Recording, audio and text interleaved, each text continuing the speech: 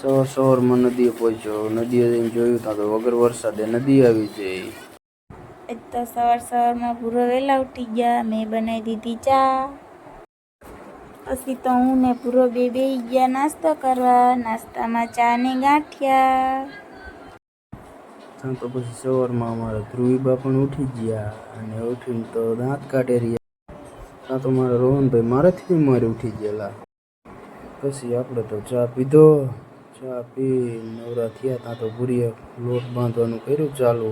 અને આપણે તો પછી ખબર જ છે કે માવા વગર તો સવાર સારી જાય નહીં. એટલે માવો તો પહેલાં ખાવો જ પડે આપણે. પૂરી કે માવો ન ખવાય, પણ મેં તો પછી કીધું પૂરીને, પૂરી માવો તો મારી જાન હે, માવા વગર હાલે નહીં હો. પૂરાને તો માવા ખાવાની ના પાડી, પણ પૂરો તો માને નહીં. પછી આપણે શું, આપણે તો રોટલી બનાવવાનું કરી દીધું ચાલુ.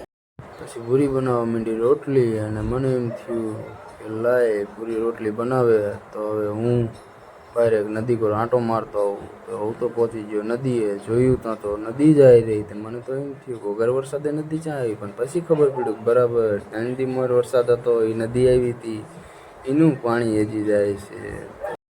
પણ મને લાગ્યું હતું એવું કે મેં કીધું સવારમાં વગર વરસાદે નદી કેમ આવી જઈ. પછી ખબર પડી કે વગર વરસાદે નદી નથી આવી. અને તો આપણે આવી ગયા સવારમાં કામ કર્યા વગર પેટના ખાડા તો પુરાય નહીં. તો કામે તો આવવું જ પડે. પછી તો શું, કામની બોલાવી દીધી ઘડીક બાકા જીગી. કલર કામ કરીને પછી બપોર સીડતા તો આપણને લાગી જઈ ભૂખ. પછી તો શું, તાબેડીને ખાઈ જ લેવાનું હોય. અને હા મિત્રો, આ વિડીયો જો સારો લાગ્યો હોય તો લાઈક, શેર અને ફોલો કરવાનું ભૂલતા નહીં. મળીએ આગલા